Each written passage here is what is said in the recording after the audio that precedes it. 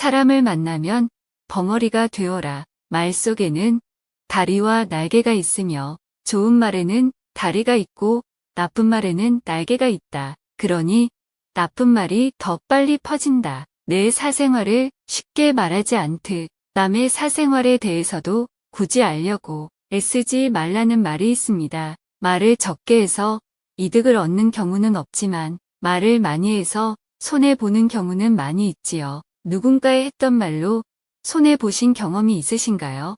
우리는 책임감이란 단위로 말의 무게를 측정합니다. 사람들과 의미 있고 건강한 관계를 지키기 위해서는 말을 함에 있어서 신중하게 해야 합니다. 말과 관련되어 고민이 있으시다면 오늘 말씀을 통해 좋은 해안을 얻길 바라겠습니다. 슬픔을 나누면 약점이 되고 기쁨을 나누면 시기가 되며 나의 사생활을 필요 이상으로 말하지 말라는 법정 스님의 지혜로운 말씀에서 말의 중요성을 배워보도록 하겠습니다. 사람은 입을 하나만 가지고 태어납니다. 입 밖으로 꺼내는 말을 최소한으로 하라는 신의 충고 같기도 합니다. 나를 망치는 10가지의 말을 배워보도록 하겠습니다. 첫 번째, 나의 치명적인 약점과 단점을 말하지 말라. 말은 한 사람의 입에서 나오지만 1000사람의 귀로 들어간다. 친구나 지인에게 자신의 약점을 말하는 사람이 있지만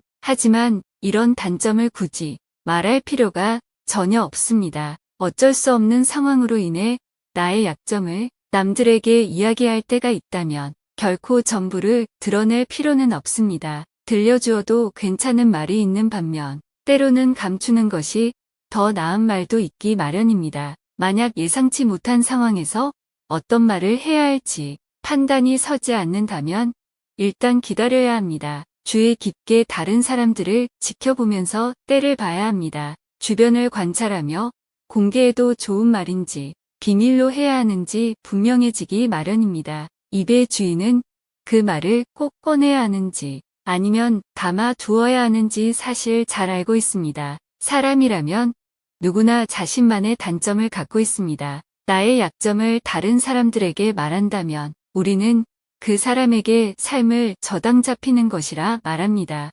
지혜로운 사람은 남들과 대화할 때 최대한 입을 닫고 귀를 여는 것에 힘을 씁니다. 대부분의 사람들은 자신의 이야기를 집중하면서 들어줄 때 제일 좋아하고 고마워하기 때문입니다. 말을 잘 들어주는 사람 곁에는 늘 사람이 끊이질 않습니다. 어리석은 자는 그것이 무엇이든 그저 말을 해야 하기 때문에 말합니다. 하지만 지혜로운 사람은 말할 것이 있기에 말합니다. 두 번째, 나의 과거를 말하지 말라. 화려했던 나의 과거를 남에게 자랑하지 말라. 많은 사람들이 술 한 잔을 곁들여 자신의 화려했던 과거를 안주 삼아 회상합니다. 대부분의 사람들은 그 이야기를 들으며 웅장했던 과거보단 현재와 미래는 어떤지에 대해 지금을 더 관심 있어 합니다. 가치 있고 행복한 삶의 지혜는 지금 가지고 있는 것을 즐기는 것입니다. 옛날의 이야기밖에 가진 것이 없을 때 사람은 처량해지는 법입니다. 화려했던 과거에 발목 잡힌다면 말썽이 생기기 마련입니다. 세 번째, 나의 재력을 말하지 말라. 모든 사람들은 자랑하는 것을 싫어하지 않습니다. 적당한 자랑은 대화를 이어갈 수 있는 좋은 윤활유가 되기도 합니다. 서로의 자랑을 들어주고 칭찬하면서 생기는 화기애애한 분위기는 분명 자랑의 좋은 점입니다. 하지만 그 많고 많은 자랑 중에서 절대로 하면 안 되는 자랑은 재력에 대한 자랑입니다. 누구는 돈이 있다고 이야기하는 순간 시기와 질투하는 친구들이 생기기 마련입니다. 함께 대화하는 상대방이 누구더라도 분명 드러내지 못할 돈에 대한 근심이 분명히 있습니다. 돈이 의미 없다고 이야기하는 사람들은 돈이 절실하고 필요한 사람들일 수 있습니다. 그 사람들이 하는 고민은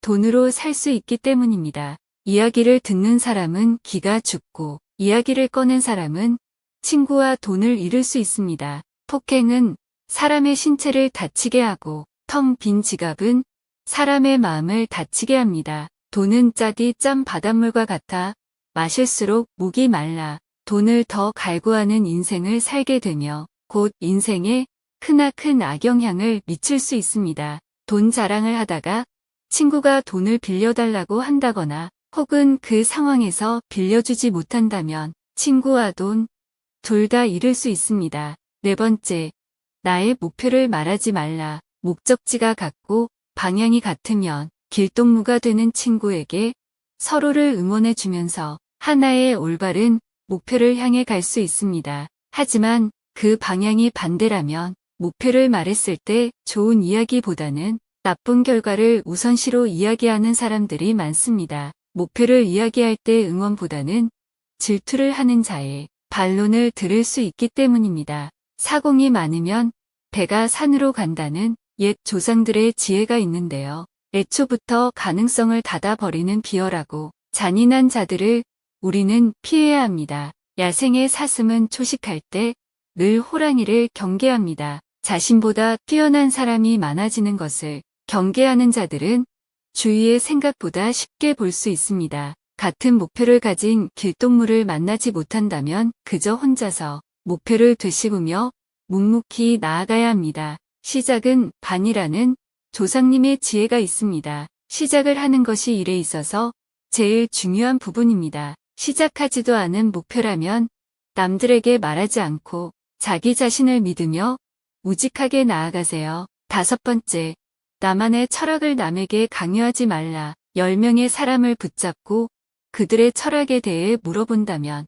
각각 다 다른 가치관을 이야기합니다. 사람들은 다 각자의 철학과 신념이 있습니다. 그것이 아무리 좋다고 하더라도 남들의 시각에서 이해할 수 없는 것들이 있기 마련입니다. 본인의 철학과 가치관을 남들에게 강요하거나 설득하려고 하지 마세요. 늘 그렇듯 사람은 쉽게 변하지 않습니다. 여섯 번째, 나의 재능을 남에게 말하지 말라. 어떤 분야에 특히 재능이 있다고 해서 굳이 그것을 떠벌릴 필요는 전혀 없습니다. 다만 그 재능으로 어려운 상황에 처해 있는 지인이 있다면 말없이 그 재능을 활용하는 것이 제일 바람직합니다. 또한 그 재능으로 남을 도왔다는 것에 대해서 누구에게도 남들에게 알리지 마세요. 겸손한 마음으로 잊어버리시는 것이 좋겠습니다. 일곱 번째, 나의 개인적인 사생활을 말하지 말라. 누구에게나 사연과 비밀이 있습니다. 부모, 형제, 아들, 딸에게도 지키고 싶은 비밀, 혹시 자녀의 일기장을 몰래 읽고 계시진 않는가요? 나의 비밀을 지키고 싶은 것처럼 지인과 가족들도 각자만의 사연과 비밀이 있습니다. 가까운 사람이라도 굳이 이야기할 필요는 없습니다. 먼저 상대방이 이야기하기 전까지는 나도 상대방이 비밀과 사연을 알 필요가 없습니다. 여덟 번째, 남에게 베푼 일을 생색내지 말라. 주변에 본인이 한 일을 가볍게 생색내는 사람이 있습니다. 그렇게 생색내는 사람이랑 같이 있으면 피곤한 경험을 하신 적이 있으실 텐데요. 내가 베푼 만큼 그대로 나에게 은혜가 되어 돌아옵니다. 굳이 타인에게 밝히지 않아도 되니 만약 좋은 은혜를 남에게 베푼 경험이 있다면 자연스럽게 내가 몇 배의 은혜를 받길 기다리시면서 스스로에게 만족해 보세요. 아홉 번째, 남의 비밀을 누군가에게 말하지 말라. 본인을 믿는 누군가가 아주 중요한 비밀을 말했다면 굳이 입으로 옮기지 마세요. 그 비밀은 마음속 상자에 담아 열쇠로 잠구어 심장 깊은 곳에 몰래 보관해 두세요. 가벼운 나의 입 때문에 잃을 수 있는 것을 잃게 된다면 그것보다 슬프고 억울한 일이 없을 것입니다. 열 번째, 가족의 비밀과 사생활 절대 노출하지 말라. 본인과 제일 직속으로 연결되어 있는 가족의 비밀, 예전부터 알고 있었던 우리 가족의 약점, 혹은 나의 가족에게는 너무나 당연하지만 혹시라도 타인이나 상대방이 알게 된다면 내 가족의 비밀이 약점이 될 수 있을 기회가 생기기 마련입니다. 신은 입을 한 번을 주셨고 귀를 두 번을 주셨습니다. 말은 적게 하되 2배 이상 들으라는 의미가 아닐까요? 입은 닫고 귀를 열게 된다면 우리 모두 조금 더 지혜롭게 살 수 있을 것 같습니다. 오늘의 말씀을 통해 더 좋은 해안을 얻어가시기 바랍니다.